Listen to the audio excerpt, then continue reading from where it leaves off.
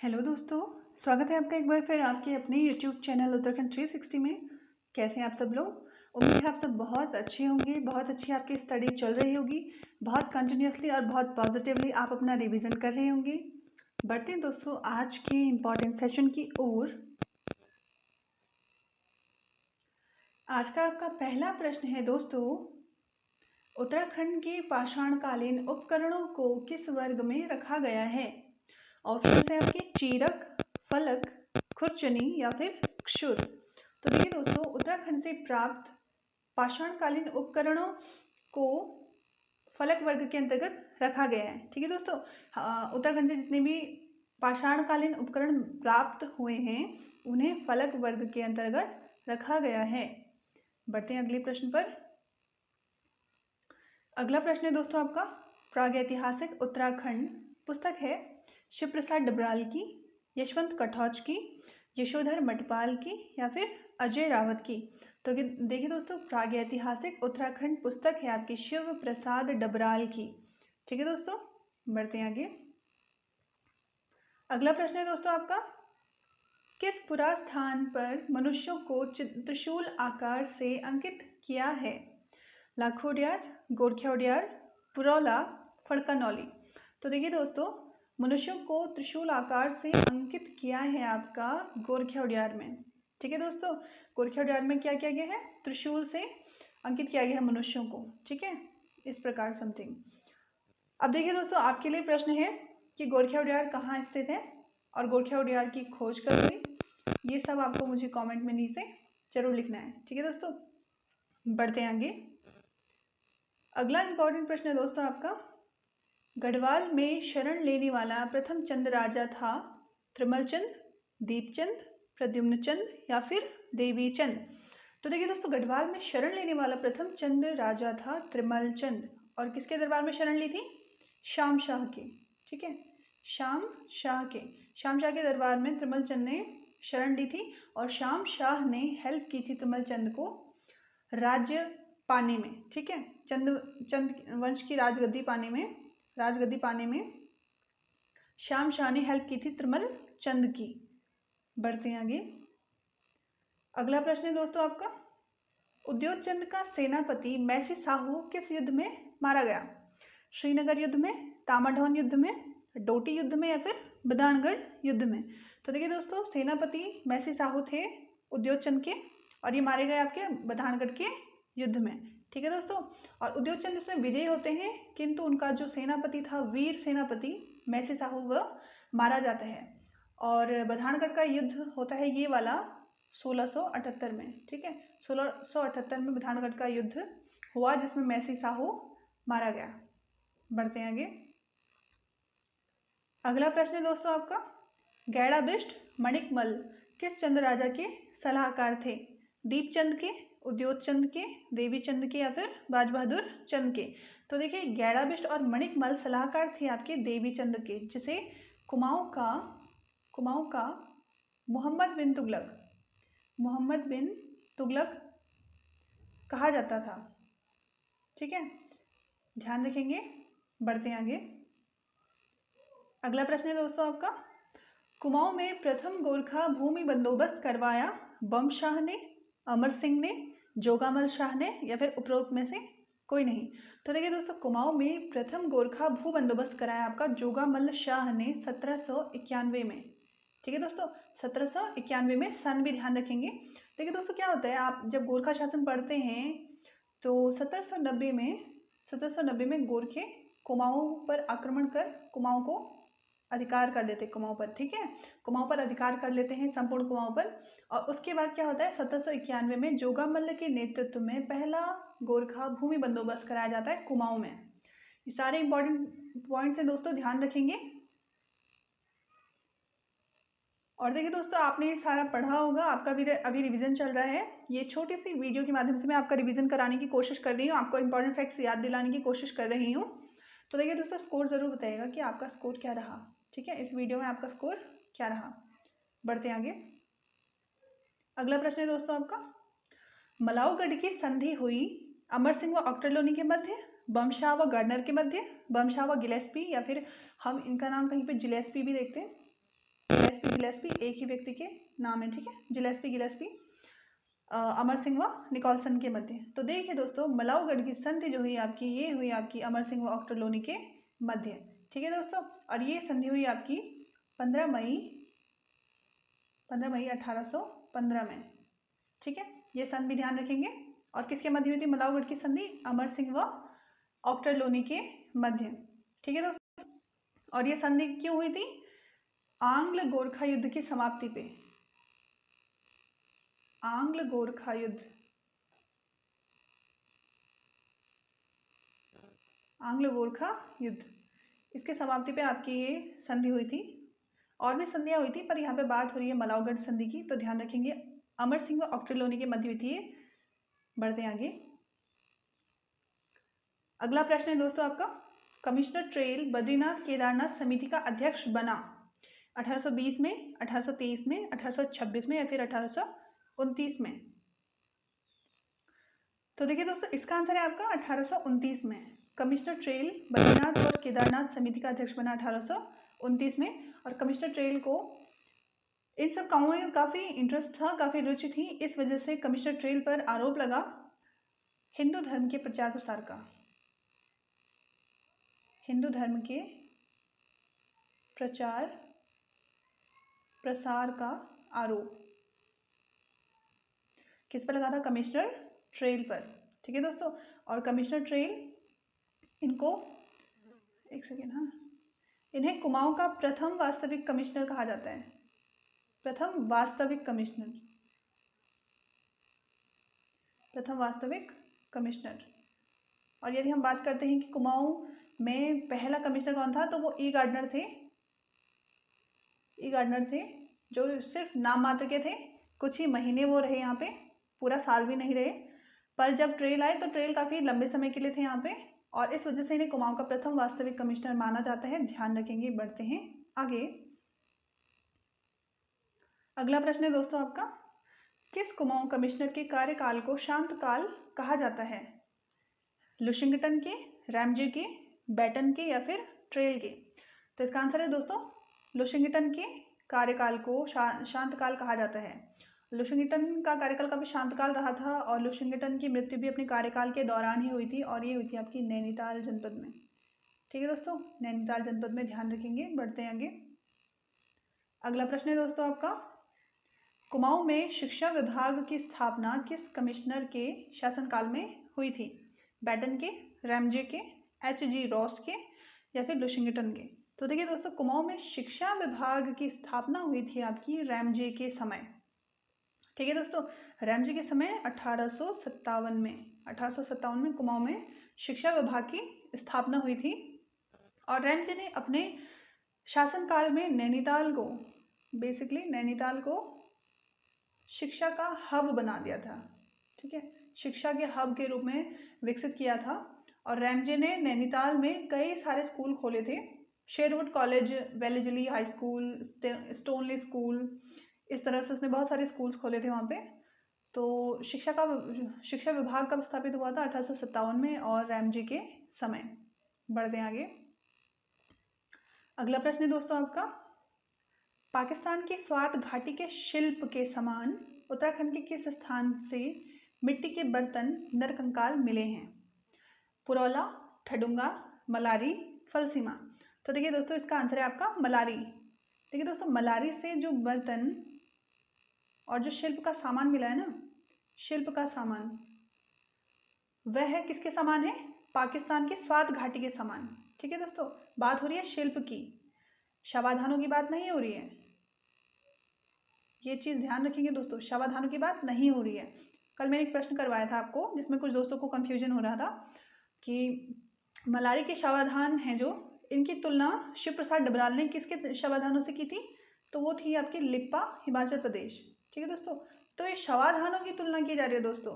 पर यहाँ पे जो क्वेश्चन है, क्वेश्चन क्या है कि पाकिस्तान के स्वात घाटी के शिल्प की बात हो रही है, ठीक है। शिल्प के समान उत्तराखंड के किस स्थान से मिट्टी के बर्तन, नरकंकाल इत्यादि मिले हैं?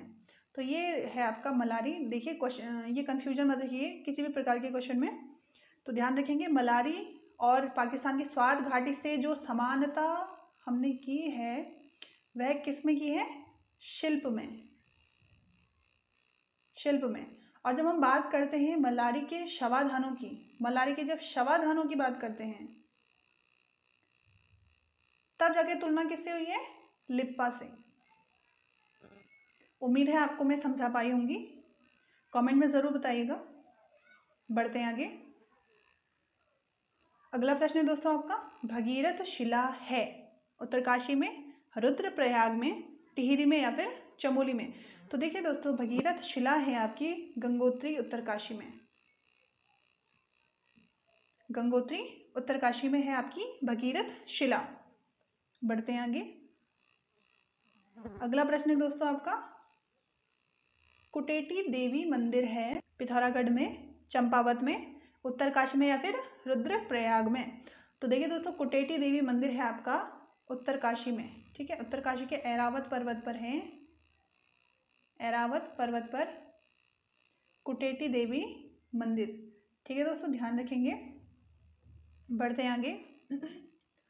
अगला प्रश्न है दोस्तों आपका, गुरु मणिनाथ जात यात्रा आयोजित की जाती है नैनीताल में, हरिद्वार में, टिहरी में या फिर पौड़ी में? तो देखिए दोस्तों, गुरु मणिनाथ जात यात्रा 5 दिवसीय जात यात्रा है और यह आयोजित की जाती है टिहरी में। ठीक है दोस्तों, ध्यान रखेंगे। बढ़ते हैं आगे। अगला प्रश्न है, राज्य में पुलिस प्रशिक्षण अकादमी की स्थापना कब हुई? 2009 में, 2010 में, 2011 में या फिर 2012 में? तो देखिए दोस्तों, उत्तराखंड में पुलिस प्रशिक्षण अकादमी की स्थापना हुई आपकी 2011 में। ठीक है, आप कमेंट में बताइएगा कि पुलिस प्रशिक्षण अकादमी उत्तराखंड में किस स्थान पर है, कहाँ है? ठीक है, कमेंट में ज़रूर बताइएगा। बढ़ते हैं आगे। अगला प्रश्न है दोस्तों आपका, क्वांटम विश्वविद्यालय स्थित है देहरादून में, अल्मोड़ा में, रुड़की में या फिर हल्द्वानी में? तो देखिए दोस्तों, क्वांटम यूनिवर्सिटी है आपकी रुड़की में। बढ़ते हैं आगे। अगला प्रश्न है दोस्तों आपका, देहरादून वन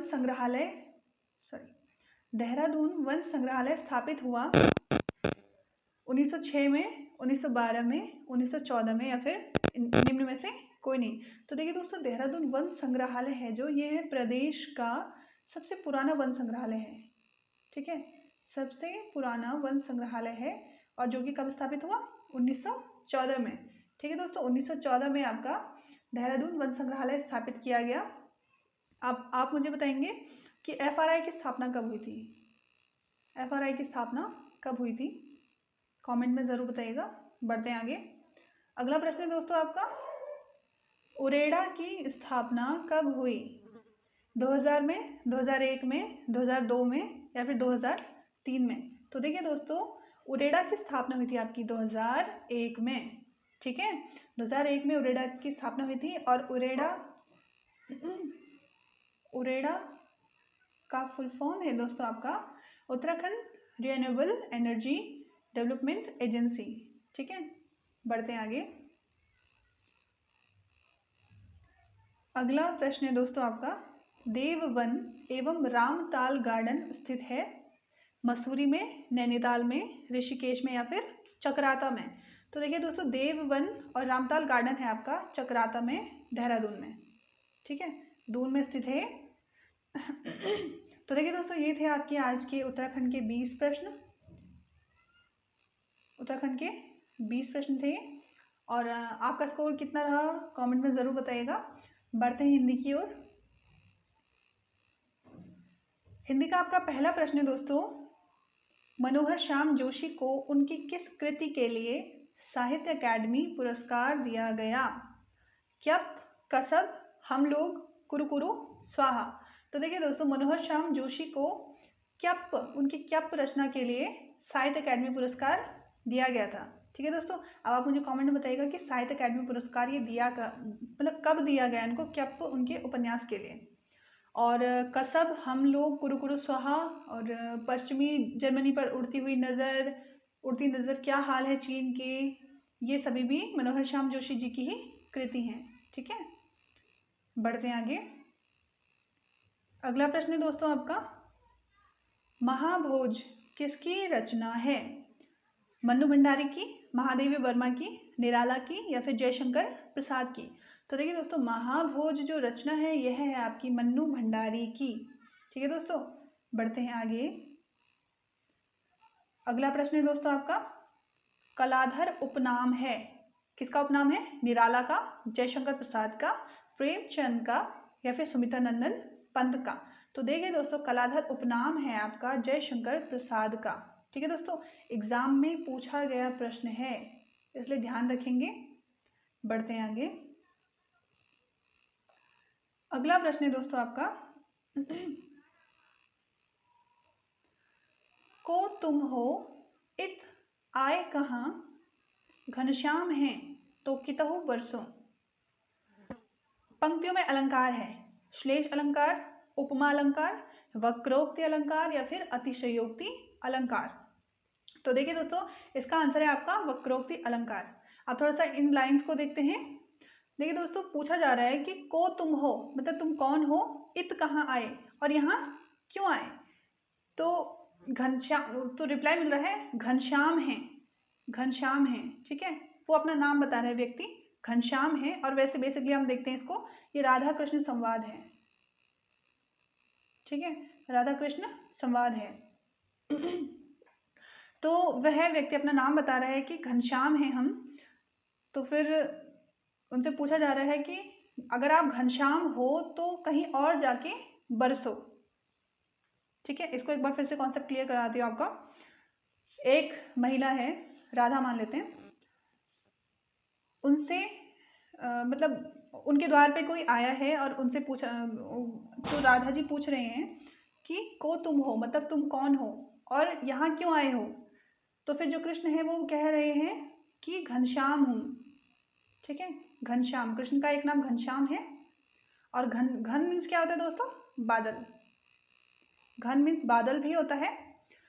तो जो राधा है वह कह रही है अगर तुम घनश्याम हो तो कहीं और जाके बरसो। ठीक है दोस्तों, जो घनश्याम नाम बताया है कृष्ण ने अपना नाम बताया है, किंतु राधा जी ने घनश्याम को क्या समझा है? बादल समझा है। और वक्रोक्ति अलंकार में क्या होता है? जो वक्ता है वह कुछ और कहता है और जो श्रोता है वह उसका अर्थ कुछ और निकाल लेता है। तो इसमें आपका है वक्रोक्ति अलंकार। ठीक है दोस्तों, ध्यान रखेंगे। बढ़ते हैं आगे। अगला प्रश्न है दोस्तों आपका, उभय पद प्रधान समास है। देखिए दोस्तों, इसको समास कीजिएगा आप। समास, उभय पद प्रधान समास है आपका द्वंद्व समास, अव्ययी भाव समास, तत्पुरुष समास, या फिर कर्मधारय समास। तो देखिए दोस्तों, उभय पद प्रधान समास है आपका द्वंद्व समास। ठीक है, द्वंद्व समास, जिसमें ना ही पूर्व पद प्रधान होता है ना ही उत्तर पद प्रधान होता है। तो ध्यान रखेंगे, उभय पद प्रधान समास है आपका द्वंद्व समास। और आपको पता है कि द्वंद्व समास किसमें, मतलब द्वंद्व समास के कुछ उदाहरण देख लेते हैं। जैसे दिन रात, दिन रात, माता पिता। अब देखिए दोस्तों, ये तो नॉर्मल से समझाने के लिए एग्जाम्पल होते हैं, किंतु परीक्षा जब होती है तो उसमें काफ़ी टफ टफ पूछे जाते हैं। एक उदाहरण आप यहाँ पे देखिए, थोड़ा सा इम्पोर्टेंट, शीतोष्ण पूछा जाएगा। शीतोष्ण में कौन सा समास है? अब देखिए दोस्तों, हमें समास और संधि इनका अर्थ सहित विग्रह करना आना चाहिए। ठीक है, अर्थ सहित, ऐसा नहीं कि हम कुछ भी विग्रह कर रहे हैं, शी प्लस तोष्ण कर रहे हैं, या शीत शीतो प्लस ये वाला पोर्शन कर रहे हैं, तो ये इस प्रकार ये गलत हो जाएगा। तो हमें क्या करना, अर्थ सहित विग्रह करना आना चाहिए, फिर हमें इजीली इसका आंसर मिल जाएगा। ठीक है, अब देखिए शीतोष्ण का हम देखते हैं, जब हम विग्रह करेंगे इसका, तो इसका होगा शीत और उष्ण। ठीक है दोस्तों, शीत और उष्ण, तो ये हो जाएगा आपका शीतोष्ण। तो हम देखते हैं कि जो द्वंद्व समास होता है इसमें विपरीतार्थक शब्द भी हम ज़्यादातर देखते हैं। तो शीत क्या आपका ठंडा और उष्ण क्या आपका गर्म, तो हो गया ना आपका विपरीतार्थक युग में ये। तो ध्यान रखेंगे, इस प्रकार भी पूछे जाते हैं क्वेश्चन। और शीतोष्ण में आपका कौन सा समास है? शीतोष्ण में आपका कौन सा समास है दोस्तों? द्वंद्व समास। देखिए दोस्तों, ये है आपकी आज की वीडियो। आपको वीडियो कैसी लगी कमेंट में ज़रूर बताइएगा। और अपना स्कोर सबसे ज़्यादा इम्पॉर्टेंट है। स्कोर, इससे मुझे पता चलता है कि किस प्रकार वीडियो बन रही है और किस लेवल के मेरे प्रश्न रह रहे हैं। तो प्लीज़ अपना स्कोर ज़रूर बताइएगा, और अगर वीडियो आपको अच्छी लगती है तो प्लीज़ लाइक कीजिएगा, इसको लाइक करके ज़रूर जाइएगा दोस्तों, और कमेंट भी कीजिएगा वीडियो कैसी लगी, और अपने दोस्तों के साथ शेयर ज़रूर कीजिएगा। मिलते हैं अगली वीडियो में, तब तक अपना रिवीजन कीजिए, अपना अच्छे से ध्यान रखिए और पॉजिटिव रहिए। धन्यवाद।